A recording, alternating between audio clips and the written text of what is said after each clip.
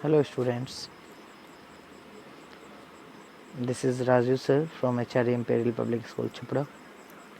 Today I am going to discuss about the following chapter, The Tiny Teacher. This chapter is belonging from the syllabus of class 7th and book supplementary. So before starting this story, thou so very small, the ant is unbelievably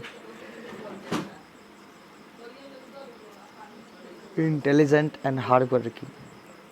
यानी कि small जो size होती है, size के मामले में भी मतलब विश्वास ना करने की योग्य उतनी बुद्धिमान और उतना कठिन मेहनती जो होती है, जो इंसेक्ट है, वो है ये ant. Among the various kind the commonest ant is black और रेड। बहुत सारी वेरियस काइंड्स की होती हैं, लेकिन इसमें जो कॉमन होती है वो होती है ब्लैक और red. Ant live in comfortable homes called anthills. और जहाँ पे ये रहा करती है आसानी से, उन्हें हम एंथिल्स कहते हैं। So let's start the chapter. Name the smallest insect you have seen.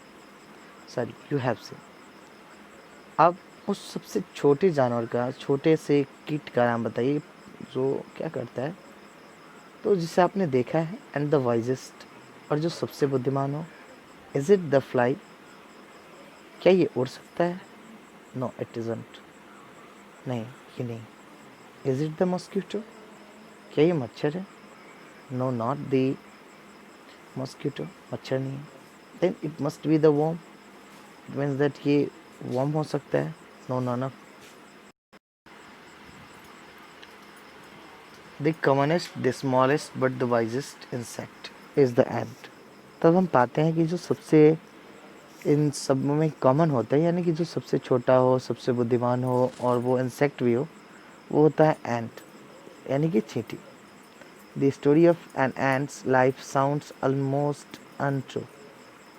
यानी कि जो ज़िंदगी होती है एक चींटी की, वो लगभग बहुत कम होती है। यानी कि ऐसा माना जाता है कुछ होती नहीं है। But people have kept ants as pets.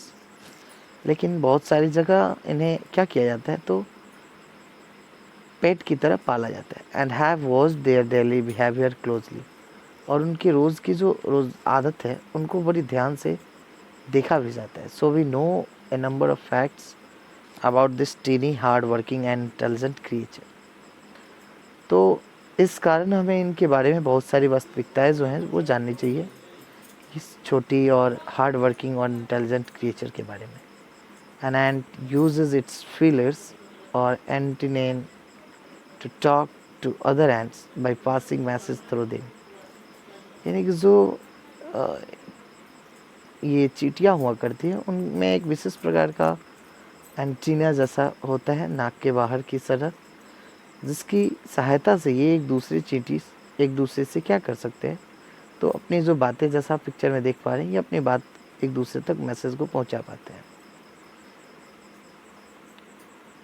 Watch a row of ants moving up और डाउन द वॉल। आपने देखा होगा दीवालों पे चींटियों को चढ़ते और उतरते हुए। Each and greets all the others coming from the opposite direction by touching their feelers। जो उनके अपोजिट में आती चींटियाँ होती है, वो अपने फीलर्स जो होते हैं एक दूसरे से टच करती हैं, जैसा कि आप यहाँ पे पिक्चर में ये देख सकते हैं। Thank you. तो हम आगे की तरफ बढ़ते हैं। There are many kinds of ants, the commonest among them are the black और रेड वंस। लेकिन इनमें से जो कॉमन होती है, जो प्रायः हमें हर जगह मिला करती हैं, वो होती हैं लाल या काली चींटियाँ। We have seen them since we were children.